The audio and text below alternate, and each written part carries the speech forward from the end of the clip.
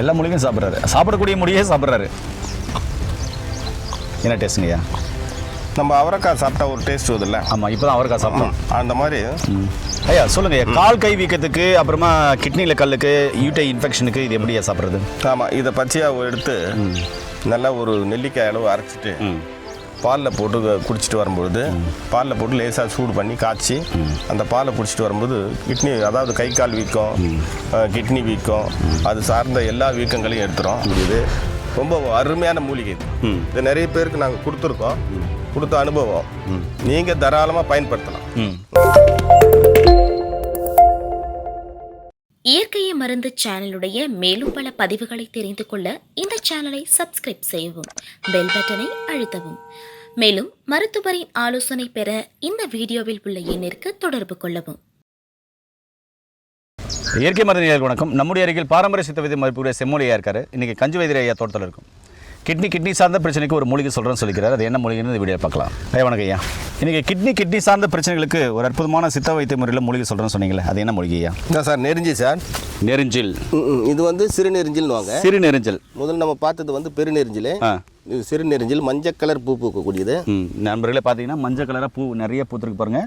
இதுதான் சிறுநெருஞ்சில். இதிலேயே யானை நெருஞ்சல் ஒன்று இருக்குது, செப்பு நெருஞ்சல் ஒன்று இருக்குது, சிவப்பு நெருஞ்சல் இருக்குது, இந்த மாதிரி நிறைய இருக்குது. இது வந்து நெருஞ்சல். இதில் முள் இருக்கும். இது வந்து யூட்டை இன்ஃபெக்ஷனுக்கு, சிறுநீரகம் சம்மந்தமான பிரச்சனைக்கு ரொம்ப அற்புதமாக வேலை செய்யும். இது எப்படி வேலை செய்யுதுன்னு ஐயா கேட்டுக்கிறேன். ஐயா நீங்கள் சொல்லுங்கள் இதை பற்றி. ஆமாம், இது வந்து பார்த்தீங்கன்னா இந்த பாருங்கள் மஞ்சள் கலர் பூ, இதுதான் காய். இந்த கிட்னியில் வர கல்லும் இப்படி தான் இருக்கும் பார்க்குறதுக்கு, ஏறக்குறைய அந்த மாதிரி இருக்கும். இது மாதிரி காய் மாதிரி இருக்கும். முள்ளா ஒரு மாதிரி. அதில் சில பேருக்கு ரவுண்டு ஷேப்பில் வரும், சில பேருக்கு நீட்டமாக வரும், சில பேருக்கு ரொம்ப கூர்மையாக வரும். அது அந்த சூழ்நிலைக்கு ஏற்ற மாதிரி மாறிடும். இந்த கல்லை வந்து கிட்னி கல்லை கரைக்கக்கூடியது ரொம்ப அருமையான மூலிகை. இது நிறைய பேருக்கு நாங்கள் கொடுத்துருக்கோம். கொடுத்த அனுபவம் நீங்கள் தாராளமாக பயன்படுத்தலாம். இதை வந்து பார்த்தீங்கன்னா நல்லா ஒரு கைப்பிடி அளவுக்கு இந்த இலையை எடுத்துக்கணும். கட் பண்ணிவிட்டு நீங்கள் அப்படியே மொத்தமாக பிடுங்கி வெயிலில் காய வச்சு கூட வச்சுக்கலாம்.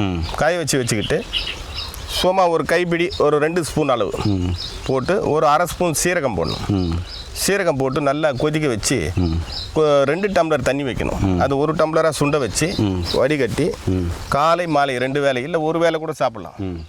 தொடர்ந்து சாப்பிடும்போது ஒரு 5 mm 10 mm கல் இருந்தால் கூட அதை கொஞ்சம் கொஞ்சமாக கரைக்கும். ஒரு 2 மாதம் சாப்பிடும் பொழுது கம்ப்ளீட்டாக கரைஞ்சி அந்த கல் வெளியே வந்துடும். அந்த மாதிரி ஒரு ஆற்றல் நிறைந்த ஒரு அருமையான மூலிகை தான் இந்த சிறுநெருஞ்சல். இதை வந்துட்டு பார்த்தீங்கன்னா இன்னும் இந்த மஞ்சள் பூ இருக்குது பற்றியா, இந்த பூவெல்லாம் பறித்து எடுத்துகிட்டு லிங்கன்னு சொல்கிற ஒரு இது இருக்குது நாட்டு மருந்து கடையில். அங்கே இதை வாங்கி இதை வந்து அதை கட்டுறதுக்காக இதை யூஸ் பண்ணுவாங்க, லிங்க பாசனத்தை. அது வேறு சப்ஜெக்ட், அது பண்ணிக்குவாங்க. ஆனால் இந்த உறுப்பு பூரா வந்து நம்ம சாப்பிட்லாம், சாப்பிடக்கூடியது. ஐயா சொல்லுங்கள், கால் கை வீக்கத்துக்கு அப்புறமா கிட்னியில் கல்லுக்கு யூட்டை இன்ஃபெக்ஷனுக்கு இது எப்படியா சாப்பிட்றது?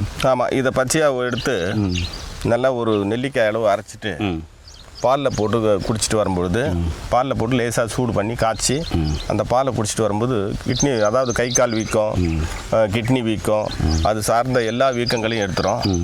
அதே போல் இந்த இலையை அதே போல் அரைச்சி மோரில் சாப்பிட்டு வரும்பொழுது உடல் சூடு, பெண்களுக்கு ஏற்படுகிற வெள்ளைப்போக்கு இதையெல்லாம் நிறுத்தும். மூத்திரை கிரிச்சாரம் என்று சொல்லக்கூடிய யூரினரி இன்ஃபெக்ஷன், அந்த இன்ஃபெக்ஷனை வந்து முற்றிலும் குணப்படுத்தக்கூடிய, தமிழ் வந்து மூத்திர கிரிச்சரன் அப்படின்னு சொல்லுவாங்க. அந்த கிரிச்சர நோயை குணப்படுத்தக்கூடிய ஒரு அருமையான மூலிகை இது. யூரின் ட்ராக்கில் வந்து எரிச்சல், வலி, சில பேருக்கு வீங்கிடும், ஆண்குறி, இதுக்கு எல்லாமே இது சாப்பிட்லாம். சாப்பிடும்போது நல்ல சிறந்த பலன் கொடுக்கும். இதை வந்து பச்சையாகவும் சாப்பிட்லாம். சென்னையில் இருக்கிற பச்சை கிடைக்கலன்னா காய வச்சு பவுடர் ஆக்கிட்டு இந்த பவுடரில் ஒரு 10 கிராம் பவுடரில் ஒரு 2 கிராம் அளவுக்கு சீரகம் போட்டு நல்லா தண்ணி வச்சு கொதிக்க வச்சு வடிகட்டி குடிச்சிட்டு வரலாம். ஸோ சொன்ன எல்லா நோயும் இது குணப்படுத்தும். ஏனே சிறுநெருஞ்சல் அப்படின்ற மூலிகை இருந்து அற்புதமான தகவல் சொல்லியிருக்காரு. இது போல் தகவல் தெரிஞ்சுக்கொள்ள நம்முடைய சேனலை சப்ஸ்கிரைப் பண்ணுங்கள், ஃபாலோ பண்ணுங்கள். இது சாப்பிட்டு காமிங்க, என்ன டேஸ்ட்னு சொல்லுங்கய்யா.